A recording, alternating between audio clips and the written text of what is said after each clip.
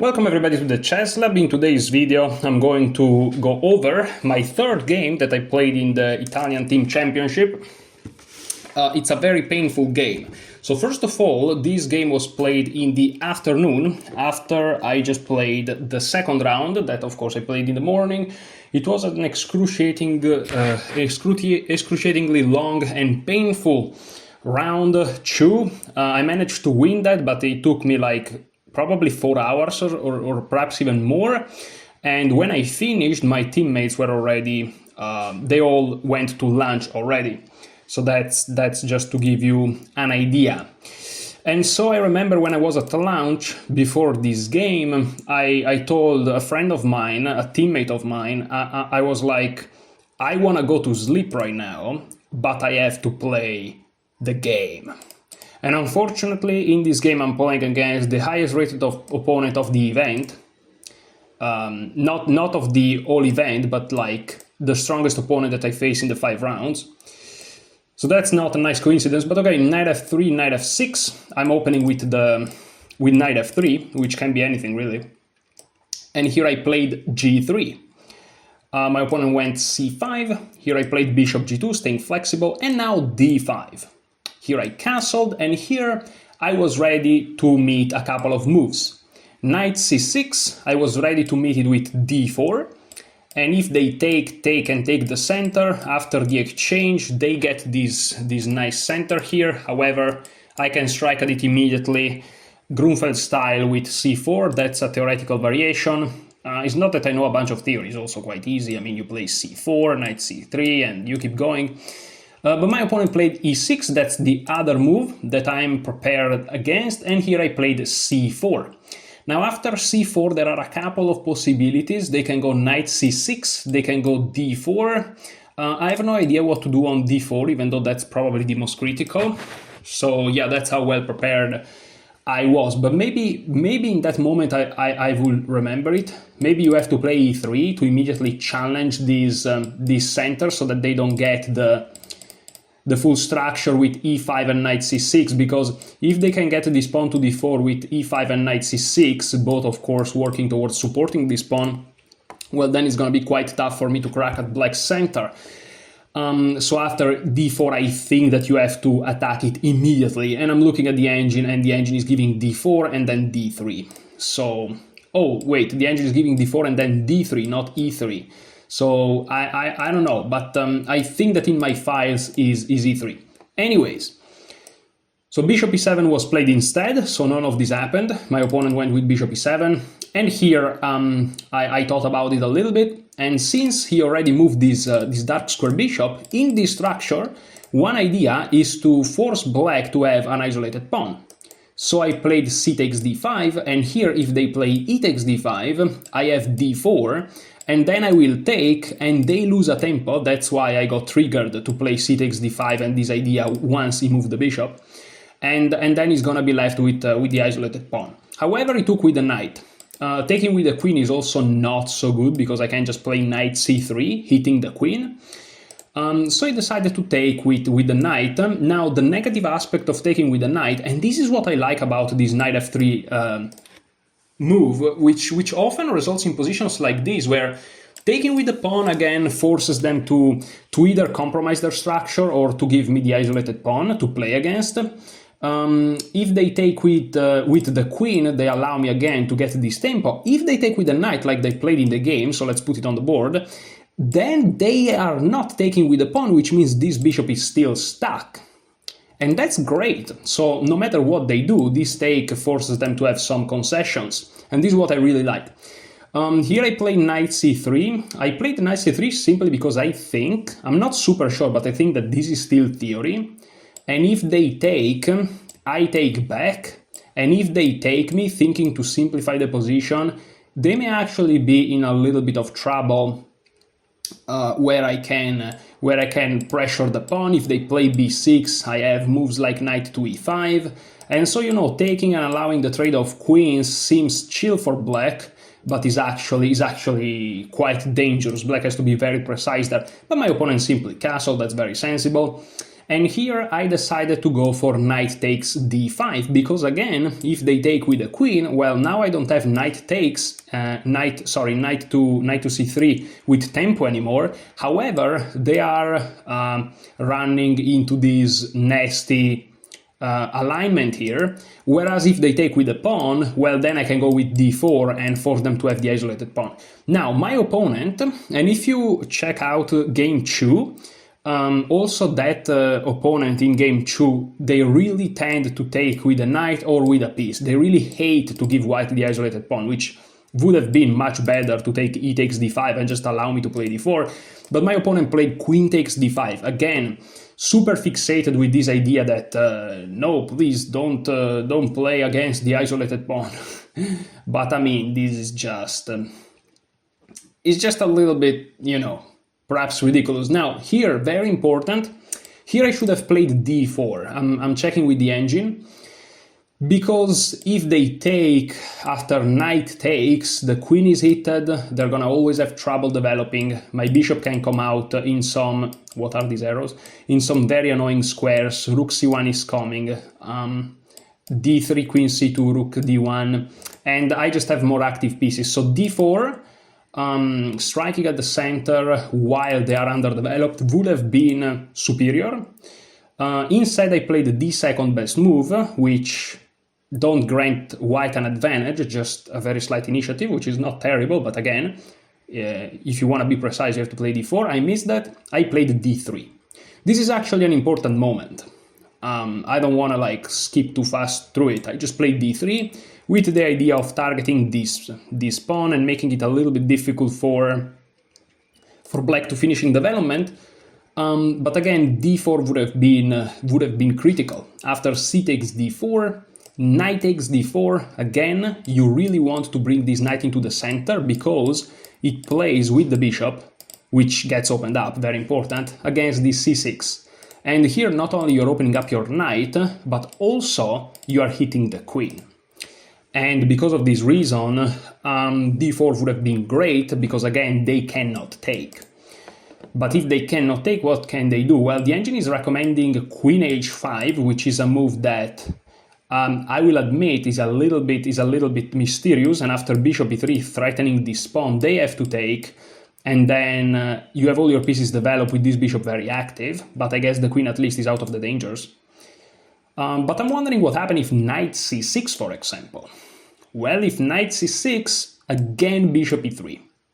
And so you're building this pressure, and if they take, knight takes, again hits the queen, and then they're gonna have an isolated pawn. So these are ideas that I saw, but I kind of executed them in a little bit of a slower fashion. I should have realized that d4 taking is inferior. I should have really realized that. So this is very important. Okay, so I missed it. d3, knight c6, and here still I found a very nice move. Bishop e3 is a very concrete, practical move. First of all, knight d4 is not possible, because I just take it, and now the bishop defends this square, so there is no queen takes d4, and I'm hitting the queen, so I'm winning a piece. So knight d4 is not possible. This is very important. However, I am threatening the quite nasty knight to d4. And after the queen moves, I take, and then they have double pawns. My bishop is pointing towards it, the other bishop is pointing towards it, so we can say the bishop pair is pointing towards my opponent's weaknesses, and I can already proceed with rook c1, queen c2, b3 to fix these weaknesses, and I'm gonna win them eventually, and I'm gonna gobble all of his pawns, and I'm gonna be up 1 or 2 pawns with a majority on the queen side eventually, and I'll win the game. I know this is a little bit going far ahead, but not too much. So right now the threat is knight d4, which is already quite annoying. Again, hitting the queen, so the queen has to go back, then I take, and I force the doubling of the pawns, because they cannot take back with the queen since the bishop is looking at it. That's the tactical nuance. So he has to move the queen. Now it turns out that if you open the database in this position, both on Lichess but mainly in the Masters, this game actually occurred already. And here basically a bunch of queen moves have been played. My opponent chose queen d6, which the engine doesn't really like. Now it's important to notice here, because you may say in those variations you mentioned the move rook c1, queen c2, but doesn't this hang your pawn? Sure, but in this position specifically. Here it's black to move, and black is very unfortunate because they really have to move the queen, and once they move the queen, they can't keep it on this diagonal. They will lose touch with this a pawn. So in all the variations I mentioned, the queen is not looking at the a2 pawn. This is very important. And for example, after queen d6, now rook c1 is the best move, not that is too difficult to be seen.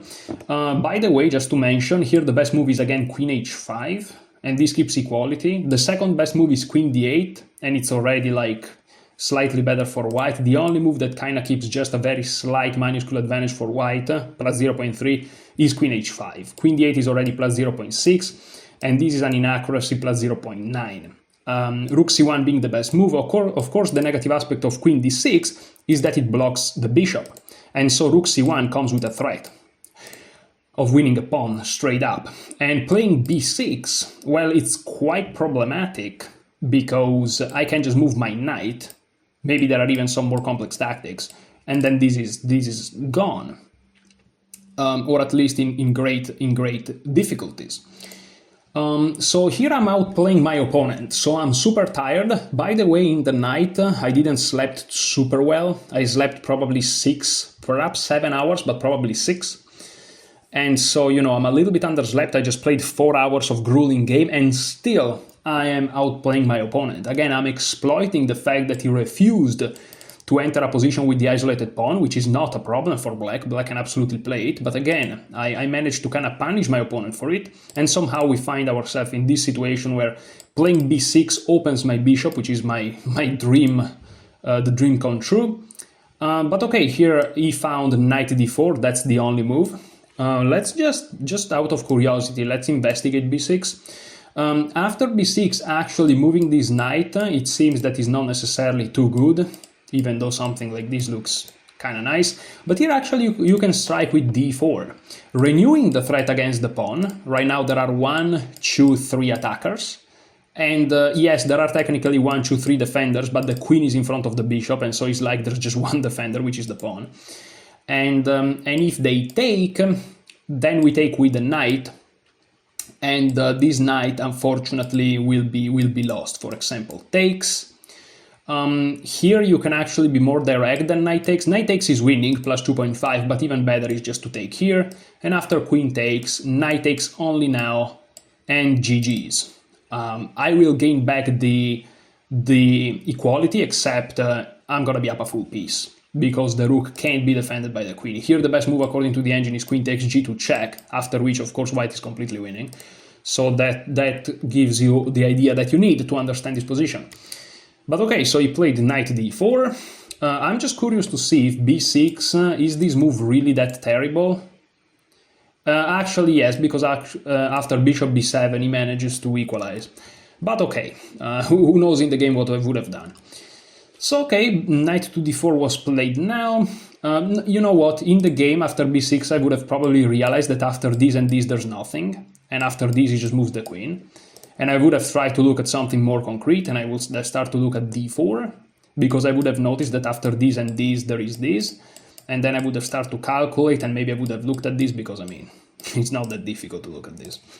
But okay, anyways, rook c1, he played knight d4. In reality, to be honest, I thought if he plays b6, in this position I'm like, I'm gonna go rook c1, maybe he plays b6, but there is no way this is good. And I just went rook c1. Like, again, I was tired, I wasn't calculating, but I was correct. Not that it takes some special mind to understand that. So okay, knight to d4 was played, and here I was debating between bishop takes d4 and bishop f4. There is also this option, but after bishop f4 there is e5, whereas now after bishop f4, if they play e5, you just take and you win a pawn with discoveries incoming. And if instead they take here first and they play e5, now you go back and this pawn is again under attack and they cannot play b6 because the rook is hanging. Whereas if you do it immediately, the pawn moves, you see? I'll show it to you because it's important. If you take immediately, that's not good. They take, you go here, e5, and you don't have a target because the pawn moved. Whereas if you play bishop here and they decide, again, this doesn't work, right? So they decide to take you take back, now e5 again, and now you have this square and this pawn is a target, and also it's quite difficult to keep it together because b6 is impossible. Here they would have to play something like queen b6, and then queen a4 happens for some reasons that I don't understand fully, and the queen is just in trouble. And also look at the bishops and look at the bishops, and look at this rook and look at, let's say, this rook, which would be the equivalent. The only two pieces that are basically the same are these two rooks here. But for this rook it's going to be much easier to come into the game because these two are not connected. So, you know, very superior position here. So I was debating between bishop f4, which again gives me targets, and instead bishop takes d4, which still gives me target. Eventually I settled on bishop takes d4. However, I should have probably gone for bishop f4, and the engine thinks that this is clearly superior. The problem is I didn't like too much the fact that they can just go back. And I don't know what to do here. There's probably some very simple tactic that I missed, and now we are gonna see why I'm not that good at chess yet. So here knight takes, which of course I saw, and here after c takes, what's the problem? I saw even infiltrations here, but I felt like they did nothing. But it turns out that here queen to a4 for some reason is good. But what about bishop d7? Oh, queen takes. Oh yeah. So bishop d7 can be played, but then I guess that they are in kind of a Zugzwang, aren't they? They don't really have that many moves. What can they do? Bishop f6, for example, trying to overprotect this pawn. But again, this bishop c7, the engine is really fixated with it. What about this? Here I can trade. Oh, and take. Yes, they can never allow the queen to be exchanged. So there are a couple of tactical nuances that I missed. For example, but not necessarily just in this variation, but also in others, the fact that queen here is not playable because in the end this pawn falls. This is something I completely missed. Which, of course, if you notice all these tactical nuances, you go for this idea, because after bishop c7, there were some lines where I'm like, but I don't want to trade queens, this releases the tension, completely missing that in the end, the position for black just crumbles. And also I was afraid of this, which, of course, with the bishop is not a thing. Yeah, so, but this is all being tired, I guess. When you're tired, you kind of hallucinate. So it's a miracle that I'm playing decent. I'm not playing well. I'm not even playing good because I'm missing all these things, but I guess I'm playing eh. So okay, I play bishop takes d4. What's my idea? My idea is to go queen a4 now. The reason why I prefer it like this is because it comes with a tempo. And after he plays e5, I realized that this would have always been a weakness. And if he plays f6, this would have weakened his king. But with insight, maybe, I mean, not maybe, for sure, bishop to f4 would have been better. But okay, we can't change the past. So queen b5 was played, again, hitting this pawn. And here I managed to realize that queen b4 is not a thing, because after take, well, Magnus Carlsen gives you a job, but also, you know, you win a pawn. So f6 was played, which I was happy to see, and here actually after knight d2 I started to realize that maybe what I was going for wasn't that great. In reality white is slightly better, it's like plus 0.5, but I would have been plus 1 if I had went for that bishop f4. But okay, I wasn't really thinking about that, also because I didn't have that much mental energy, I was completely obliterated. And so here I was looking at these, and I'm like, I mean, my pieces get good squares and it's kind of alright. And here, I'm not sure. Oh yeah, here I'm threatening bishop takes b7, because if rook b8, which usually works, here it doesn't because of queen d5. And if he moves the king, I trade queens and then I move my bishop. And if he trades the queens, I move with check. So that's kind of what's going on here. And so he was a little bit afraid of that. He played rook b8. Now rook b8 is actually the best move. And here, again, it comes a point where you don't know what to do. I started to see that these trade queens, but I should have played knight c4, which defends this pawn, meaning after this move I can just move my queen. And there is no bishop here, because remember, the queen is here, visualization, and so this is just lost. And then they have to move, and I have my pressure. I can also play a3 and stuff like this. If they go back, I can go here hitting the pawn. Let's look at it. Knight c4, queen b4, queen d5. See, this is not playable because the queen is here now. King h8, a3, all moves that I saw, by the way, just to be clear. I missed the fact that queen here is not possible now, see, so my visualization needs some improvement. Queen b3, and simply bishop e4 is a move. Yeah, I noticed things. I started to look at tactics like this to even checkmate this guy. You never know what can happen here. But yeah, here the engine is giving h3. So let me tell you, if the best move by the engine is h3, I mean, it makes sense because he wants to prevent bishop g4, which is awkward, to say the least, for white to defend. So, okay, h3, which funnily enough, in the course of this opening, he says that h3 is an often useful move when you don't know what to do, and this is exactly the case. You don't know what to do, so just following that principle would have found me the best move here. But okay, h3, and here it's tough for black to move. They can't develop the bishop here, they can't develop the bishop here. Moving it here, I guess it does nothing. It also can be hit again, perhaps, I don't know. This bishop is kind of immobile too, literally 0 squares. If it goes here, I mean, what are you doing with your life? Also, there is this nasty fork, perhaps, which loses, I think. Let me check. Yeah, this actually wins on the spot. So the dark square bishop has literally 0 moves. And if you go here, yeah, g4. And if you go here,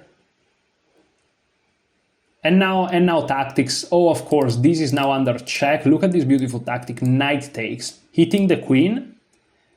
And if you take the queen, I first take the bishop with check. So I just regain the queen and I'm up a pawn.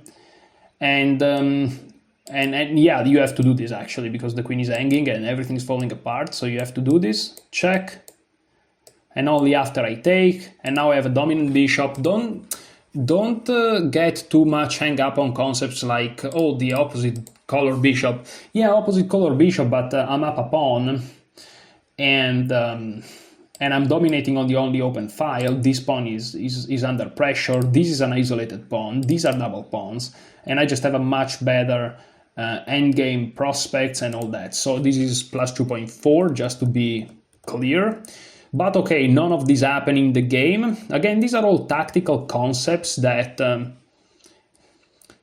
missed. Like after knight c4, I saw queen b4 already. Seeing queen d5 wasn't easy. I managed to see it in the game, but after king h8, I'm like, how do I continue? And I'm like, if I play this, he can go here. No, there is the knight, but what about here, right? And that's a good question. What about here, actually? Here I can take, oh, of course, I can take, and go knight takes c5. See, all of this idea I completely missed.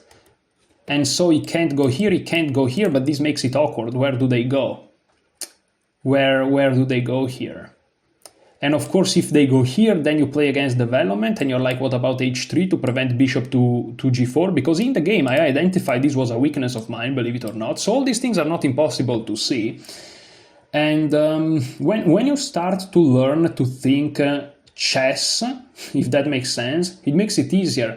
And then these, of course, seeing this whole alignment here is crazy, but I can see how some people may see this. Like, now I am not strong enough to see all this stuff, but I am strong enough to see that, like, a master, not even a grandmaster, a master could see all of this.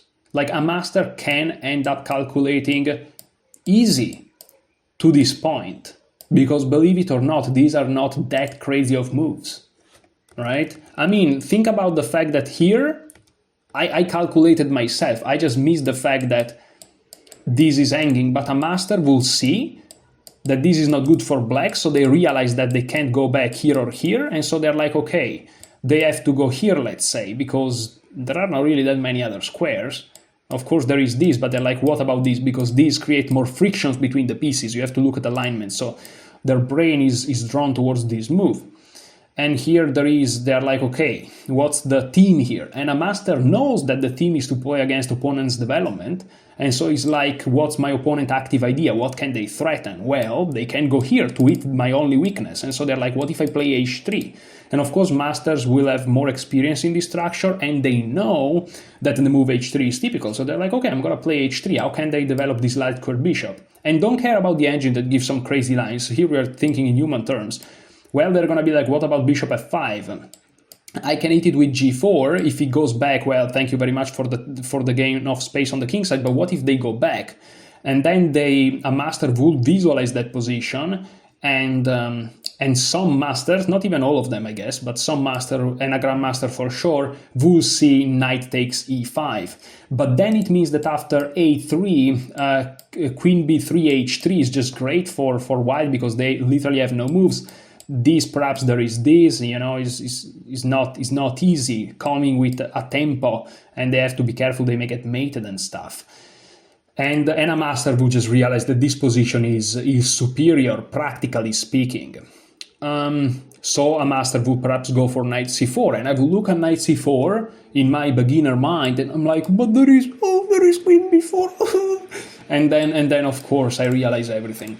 But hopefully this was insightful analysis. I perhaps saw 25% of the analysis I just gave you, and so I went with bishop d5 check, which is fine, I mean, but this is equal. King h8, and now I play knight e4, and knight e4 the engine is perhaps not super enthusiastic about. Queen d8, I missed queen d8, I thought he had to go here, and then I think that I wanted to take and perhaps invade, or maybe play a3 b4, and then win some tempi and try to perhaps... Oh yeah, my idea was, if he goes here, I take, he takes, I go here, he goes here, I go here winning a tempo, not realizing that this wins the tempo back, but I guess they're blunted down, and if they go back, I don't know why I saw this, I go here and I take the c file. So my idea was, if we trade queens, no, sorry, my idea was, it takes a while to remember, was to go here, win a tempo like this, and after they move the bishop, doesn't matter where, then I double up. That was my idea, to win the c file, okay. So I guess there is a point. And indeed, after queen b4, that's not really good for black. Here actually rook c7 is perhaps best, but rook c4 is completely fine here. And here rook d8 actually is the move to counterattack, but let's say they play, I don't know, here. Let's say here to control this square. Here specifically there are perhaps even worse things, but this is fine. This is like around +1, because again you have the control of the file and you have more active pieces. All right. None of these things is super easy, perhaps, but that was kind of my idea. But he went queen d8, which I didn't see, and here I decided I don't know what to do. Let me just play rook c2. Now rook c2, with the idea of simply doubling up, is a move that the engine hates beyond your imagination. It really hates it. However, only if black finds bishop to f7. And after queen b3, queen a5, and for some reasons this bishop may be a little bit loose. That's the idea of the engine. Queen a5, every other move is just equal, so these two moves has to be played very precisely. And here what happened if I just doubled up? Sorry if I ask. Oh, bishop a4, okay, so queen a, okay, so yeah, you see that was silly. So the idea of bringing the rook to c2 is that after this move you have to keep connection with these pieces, so you have to go here. But now this is created, and so queen a5 with the threat of going here, and this wins tempi, very important tempi. And here the variation gets crazy. The only move to not lose immediately is a4. I'm checking with the engine. Bishop takes a4, queen a2, because now if this, but now black won a pawn, and then bishop to b4. Now this is threatened because the queen is defended, and now you have to play bishop to b3. If you don't play bishop b3, it's perhaps even worse. So bishop b3, And now bishop to c6 to close down this. So remember, black now is up a pawn, so it's no problem trading queens. Queen takes, bishop takes, rook a1, bishop b6 to defend the pawn and keep the position flexible. If you play b6, perhaps the bishop is a little bit forced to like stay there forever. And here white is down a pawn. Keep some piece activity. If you give up your light square bishop, I guess that you are kind of saying, I'm not pushing. And that would have been more precise, so that's very insightful, but my opponent didn't find this. He played f5, which is still not bad for black. Here I played knight d2, and here again this bishop to d7 idea is quite decent. Is not as bad because here queen c4 for some reason is also playable. Don't ask me why. I guess that there are some lines where the fact that the knight is here is helpful. I don't know. But my opponent played a6, and a6 again is not the same as this because there's never a piece supporting the a4 square, so I can just go to b3, and here already like bishop to d7 does nothing because it's not threatening anything. This is important, of course. And here the best move to keep equality would have been queen d6 perhaps, or even b5. Let me close the window because they're making a bunch of noise.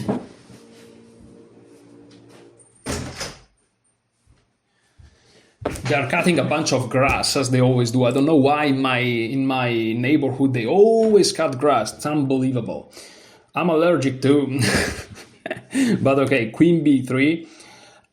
Rook f6. That's what my opponent played, and this is a blunder. This is a blunder.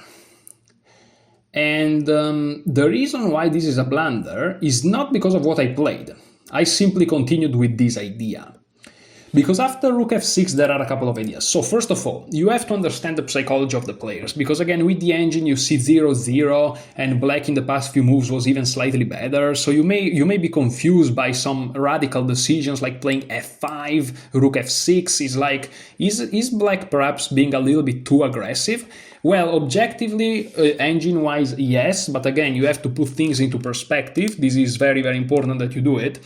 Black feels he is behind. I mean, if we flip it, I have my pieces ready to come and he is all under pressure, and for example, these two guys are attacking.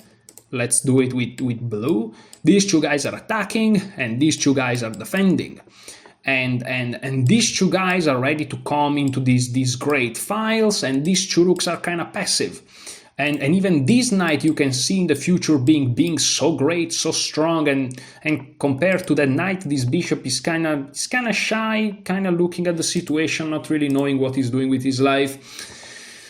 So my opponent feels under attack, and so psychologically he wants to find counter attack. He's not thinking like an engine with, very slow, very meticulously. He's just, no, I want to counter attack. So he played rook to f6.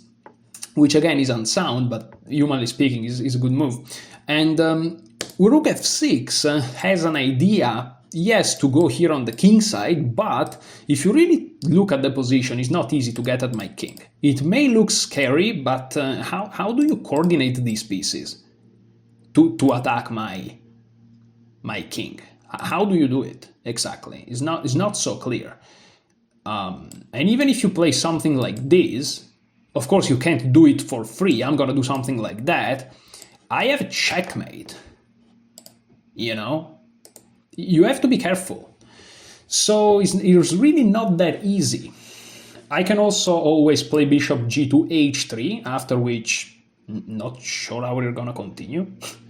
And if you push, I can always push, and now thank you very much for squares for my pieces. And this bishop's doing nothing.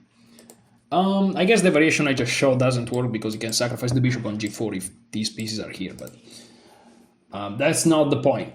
So here I played rook f to c1, which again is a blunder simply because it loses the advantage back. Here better would have been knight f3, which is an idea that I saw later. And of course I'm hitting this pawn. And after he moves here, I have knight g5. So the point of knight f3 is that you have a double attack actually to the pawn and the g5 square to enter here. And this is an idea that would have worked immediately, but I saw it later.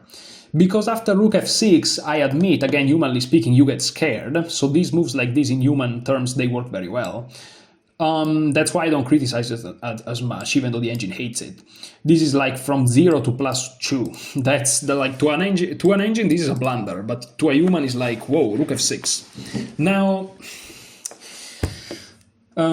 here I got scared of something like rook to b6, but it turns out that you shouldn't be scared of that.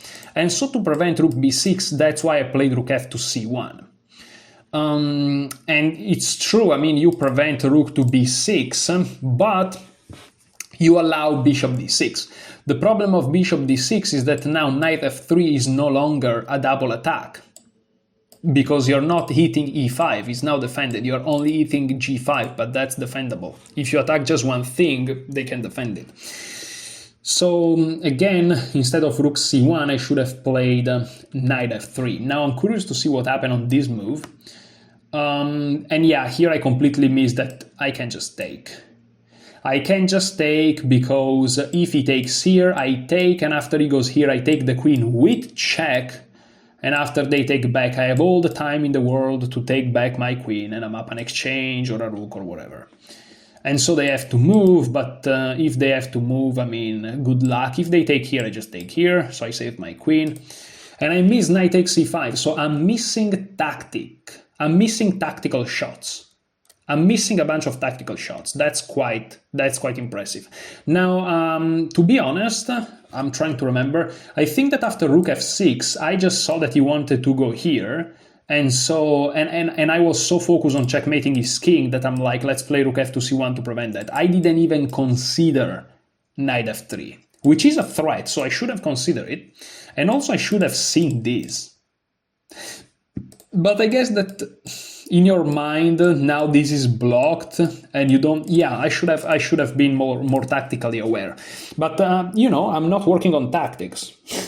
I'm working on openings. And my plan, just to be clear, if you didn't know it, is to build a very strong repertoire. And once I'm done building my repertoire, at that point, tweaking it to update it is very, very simple. Then I'm gonna switch to study something else, whether it's middle game, whether it's end games, whether it's increasing my tactical / visualization abilities. So I want to do things in blocks. It's just my approach. So, you know, I'm not... It is what it is, man. Like, I'm not a complete player. It's already a miracle that I'm not losing. So, okay, rook f to c1 was played, and here my opponent blundered back. Again, remember what I just said in the analysis is important now to play bishop d6, so that this is not a double attack, and here the best move is knight c4, which hits the bishop. Perhaps he didn't like that, because also it's important that he prevents something like this, right?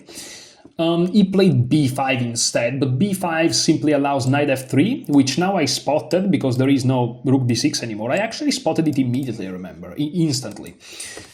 And I'm not sure I saw it before, so that's interesting. If you play rook b6 now, just to be clear about tactics, here you win in all ways. You can take here, because if they take here, they get crushed. But I think I wanted to take here. And at this point is a little bit awkward, because if they take my queen, I take their queen with check first, and after they take with the rook, hitting my bishop, I can take with the bishop back, keeping my full piece up. That's very important nuance. If they take with the queen, well, they're not defending the rook anymore, and I can take first, otherwise my rook is hanging, and after they take back, I just take. And yes, they can check me, something that I had to see, but I can both block, but also just move up, and I'm fine. And if they take with the rook, lastly, I can just take, and the same problems remain. For example, rook takes, and again, if you take here, I take here with check, and now I can both take with the bishop and the pawn, because the bishop is not hit anymore. Taking with the bishop is probably better. And after you take here, I just take here, and after the check, and here it's important to notice that you can go back with the knight, you just go back with the knight and you win. However, I'm noticing that the engine says that this is also winning, and I saw it. I'm very happy that I saw it. And after this, my idea was to play queen to e6, and this is checkmate in 2. Believe it or not, I managed to calculate up until this point. So yeah, I guess my tactical abilities are not as bad, because if you manage to calculate how much is that? Here, here, here, here, here, here, here, here, here, here. Geez, that's a lot of moves. How many moves is this? 1, 2, 3, 4, 5. 5 moves. 5 moves and a half, perhaps, I don't know. And I realized that I was hitting the bishop and threatening mate, and he didn't have checks. Wow. That's impressive. That's impressive. I'm happy. Unfortunately, see, I'm spending a lot of energy in obvious moves. And this is time that goes out of the window, though, you know. So, okay, knight f3. Because in the game he played b5, right? So I play knight f3. And here bishop d6 is he defended the pawn, but my other threat was to go to g5. And here I started to feel really good, because I realized that this was unstoppable, and I would have won his exchange. Even if he moves the queen away, this is deadly, because after he goes here, I win a full piece. So he's gonna have to give the rook away, for sure. And here he played bishop d7, he finally developed. Best move, by the way, important. This move is very important. Here I checked, he took, forced, obviously, but even if the queen wasn't there, he's still forced, because then I take the piece with check and I win the game. So bishop takes, and now queen f6. And here is where things gets wicked, because here I'm completely winning. This is plus 2.8. Plus 2.9, plus 2.7 is plus 3, basically. I'm winning. I'm up an exchange, but I also have dominant position. The problem is, and let me take the score sheet of this game, which is the most painful game for sure. Well, there's also the last round, which is painful, but we're gonna see it in 2 videos from now. At this point on move 25, no, here I had 27 minutes. I had 27 minutes. But I started to feel bad. This is weird. I knew I was winning here, which is correct. I knew it. But then I started to see this, and, you know, this bishop is under attack, and I started to see this. And I started to be extremely concerned. And here I remember I spent a bunch of time. I spent from 35 to 27, no, from 33 to 27, 6 minutes. I saw queen d5 immediately, and I'm like, this is just a great move. But for some reason I spent 6 minutes with it, which I could have played immediately. And it's the best move. So that's a little bit of bad off-time management. Rook f8, obviously. And here the bishop is hit, so I move it to h5. And here I'm ready to go here, and my position is fine. And here he played e4. And this is where my brain completely melted. This is an inaccuracy, by the way. The best is queen e7, and after bishop f3 I'm completely fine. Because of course now everything is secured. But he played e4, and this is just a bad move. But here I started to panic. First of all, my opponent is threatening g6, which traps the bishop, and he's also threatening perhaps to, I don't know, to go here, many things, I don't know, maybe this. Well, this not really, I managed to realize that in the game. And this is where I make a mistake. So I remember even the game I lost against my friend at the chess club. As soon as my opponent has just the smaller amount of initiative, if they're threatening something, for example, if they're threatening g6, right? Or my opponent was threatening to activate the knight in the game I lost at the chess club, I immediately panic. It's unbelievable. I lose any objectivity whatsoever. It's truly amazing, and I can't calculate. I just can't calculate. I mean, I look at moves, and I look at many moves, so some of them are right, and so somehow I kind of don't lose immediately. But I don't calculate with method precisely. My mind is all over the place. All over the place. So sad. For example, here was a good moment to realize to give back the exchange. With rook c6. Rook c6 is the best move, the only move that keeps the massive advantage. What I played e3 is +2, but rook c6 is +3.5. It's basically +4. It's completely crashing. Now you're probably thinking, well, but who sees rook c6? That's crazy. I see rook c6 because in the game, some moves before playing queen d5, I realized in my visualization that after queen d5 there may be some lines where I give back the rook, whether it's on c6, whether it's on c7. My idea of giving back the exchange to take out one of these very powerful bishops and perhaps a couple of pawns, I had it. It's not insane to think about that. So it's not impossible to see rook c6 here. It's absolutely not impossible. And I even, in my mind's eyes, rook c6 happened in a split of a second at some point, but I didn't even elaborate for a second, because I'm like, if I give back the exchange now and I'm under attack, that's terrible. But again, this is just random words. You think Gukesh in this position would be like, oh no, but if I go rook c6, he takes back my exchange and then I'm under attack. Bro, Gukesh just calculates. What are you?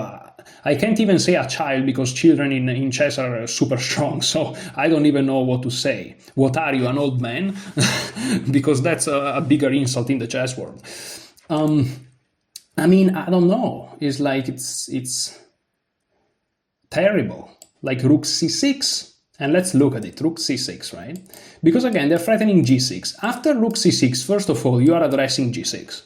Because, well, you just win a bishop. And then you win the other. And then they resign.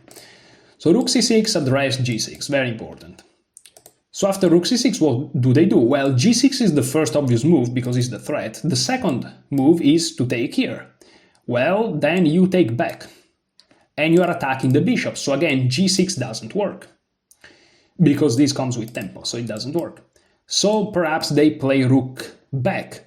But then you have to realize that you can just take. There is no discovery here because everything hangs in the end, which is not easy to see. I guess that I was afraid. I'm not sure I saw this because I don't even think I consider rook c6 in this specific position. But I guess I was afraid of something like this. And now this is it, and I didn't realize that I can just take, and after they take, well, first of all, there is checkmate, something that I completely missed, but I can also just take back the bishop, and even if they sacrifice it, I'm up a piece in the end, because I just moved the rook. They have to take back the queen. A bunch of tactical nuances that I completely missed. And the only thing that I can say to kind of not embarrass myself too much is that I just played a 4-hour game and I wanted to go to sleep, and instead I had to play. And so I was really tired. That's the only thing I can say. Which is true, but I mean, it's still embarrassing. No, not embarrassing in the broader sense, but you know, I don't feel like that embarrassed. But you know, this rook c6 is not impossible. Because again, the idea of giving back the exchange crossed my mind. If it didn't even cross my mind, you can say, well, but as an idea it's very difficult. No, it crossed my mind. It's just, yeah, I didn't calculate, and I'm looking at the score sheet. I thought I had no time. On move 27, I actually have 27 minutes. After the move bishop h5, I have 27 minutes. I have all the time in the world to calculate. But I panicked. My opponent had 38 minutes, I have 27, but still, half an hour is a bunch of time. Calculate, bro. Unreal. Unreal. This is unbelievable. Anyways, I played e3. I have to work on that, but again, I can't work on it right now, because right now I'm studying crazy repertoires that if I told you which repertoires I'm studying, you will fall off your chair. So, let's say that I have time allocated to other things. But I have to work on that for sure. I can't wait to finish studying this freaking repertoire so that I can focus on something else, because I need it. It's not that I don't know that I need it, and it's not that I disagree that I need it, it's just, you know, one thing at a time. You need order in life at some point. So, okay, e3 was played instead. I calculate my weird things. I calculate that if it goes here, I go here, and there's nothing really, and then everything falls, and it's actually true, it's actually true. He plays d takes c3, f takes c3, and here is where things get wicked even more. He played queen h6. Now, of course, e3 is a very complicated move. Feel free to explore it a little bit. My idea was that if e takes d3, there is rook d2, and believe it or not, there's nothing. He has to actually be careful about opening things up here, and because now there is some connection here on the d file, and this pawn is going nowhere, and if he goes attack my bishop, I can just take back, and if he takes it, I win this. This was the big idea, and then taking, nothing happens because I can just start grabbing things. Now, there are other moves, of course. He played d takes e3, I played f takes e3, which is the best move, and now queen h6. Now, the crazy thing is, here I played d takes e4, which is the best move. I'm happy to see this. If he takes here, I win this bishop, and there is no more attack, because this is also hitted, and you can't invent an attack down a full rook. That's a little bit too much, even for someone in search for counterplay. However, after d takes e4, he correctly played f takes e4. So even for him is not so easy. Here he had to find f4, which is, for a human, f4 is insane, because it gives you the idea that it's simply closing everything down, which is ridiculous. This move is ridiculous. Or perhaps more human, I don't know, queen e7, but again, this feels like going back. But again, this is plus 2.5 objectively. And after e3, the best move according to the engine, yes, is d takes e3. And after f takes e3, yeah, it's giving plus 2.5. So this is a low depth engine. Actually, my move e3 is fine. But yeah, this would have been just much better. Also because it simplifies things. Instead, this complicates it, which is of course better for the guy that is at a disadvantage. But it's not that bad. Lichess analysis gives it as a mistake, but then you go a couple of moves and you follow black's best move, and the evaluation is still quite good.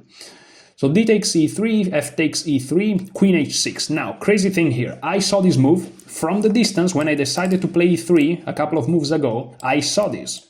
So this didn't come as a surprise at all, just to be clear. My idea was to either play queen d4, which again defends the pawn, and if they take, I take the bishop. We trade pieces. Now there is more calmness in the position. They are not hitting this pawn from h5, okay? And so we just trade pieces.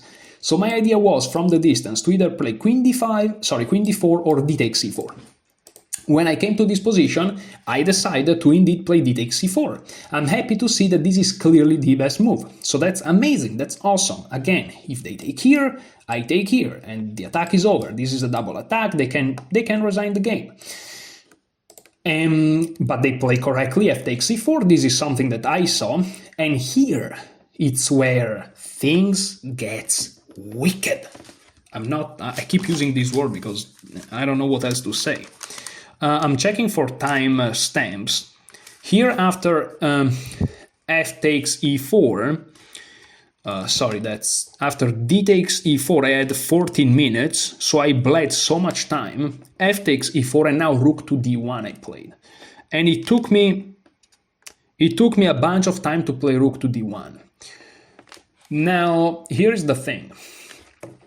In this position here, my plan from the distance was to play either queen to d4 or bishop e2, but I was leaning more towards queen d4.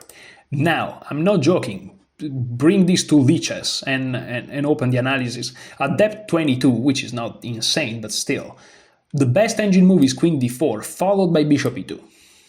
Now, when I got to this specific position, first of all, I completely forgot about the existence of queen d4.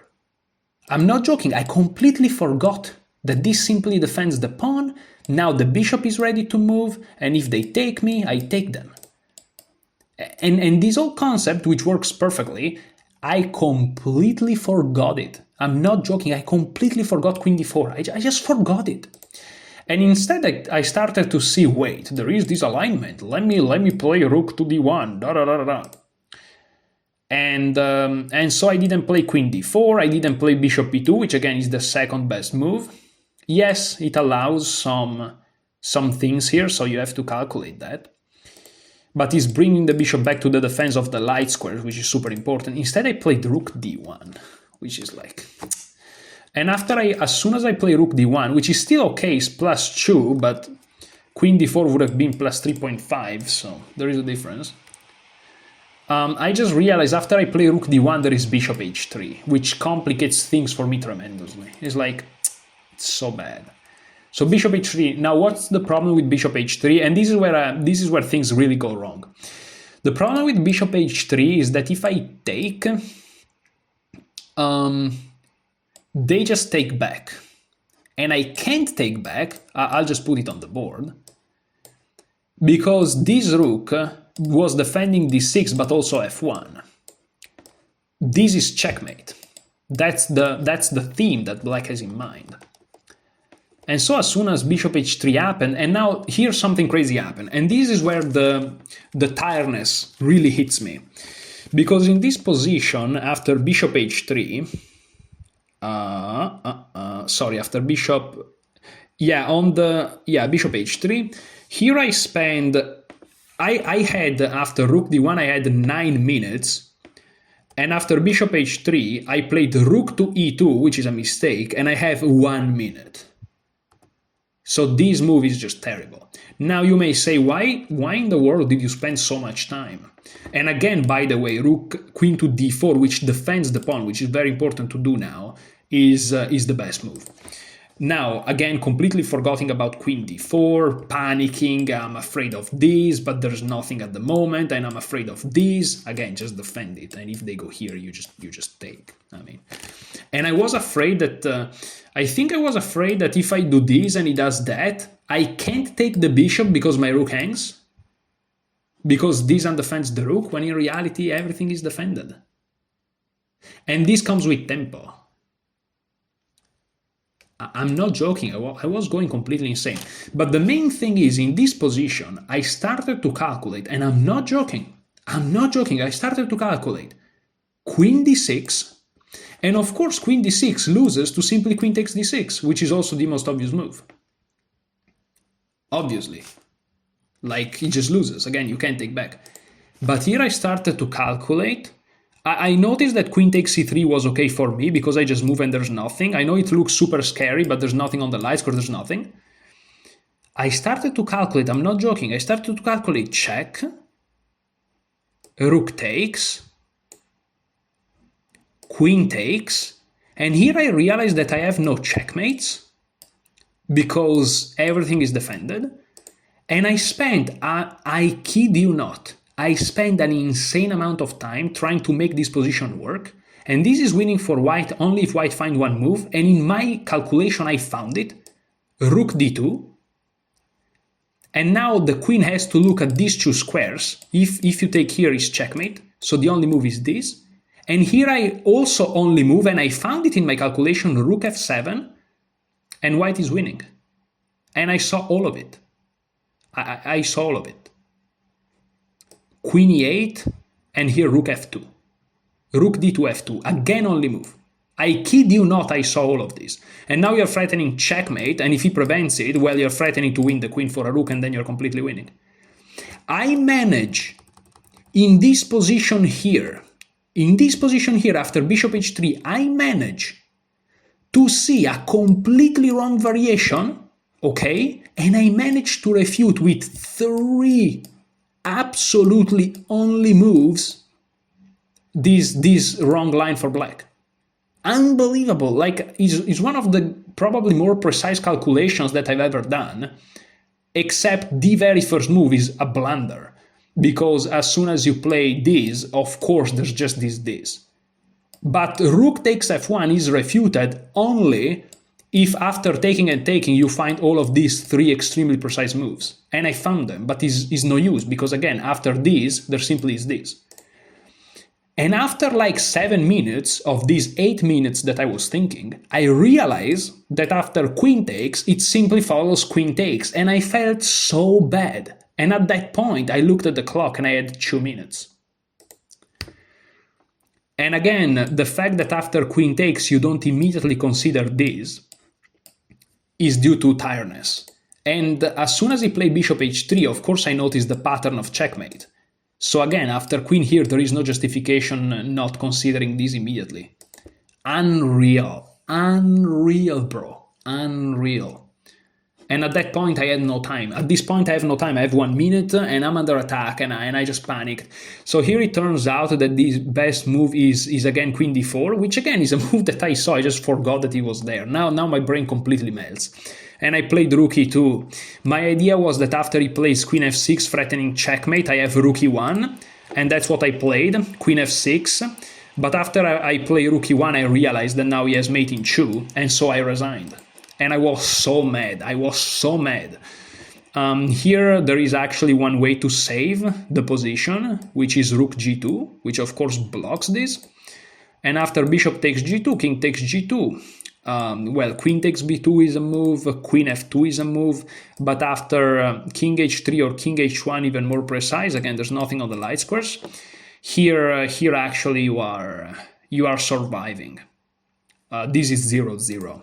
Of course, it's not something that white wants, but hey, it's better than mate in 2. But now, of course, with a minute, being tired, and I just played this, and it's just as soon as I played, I saw this, and I just resigned.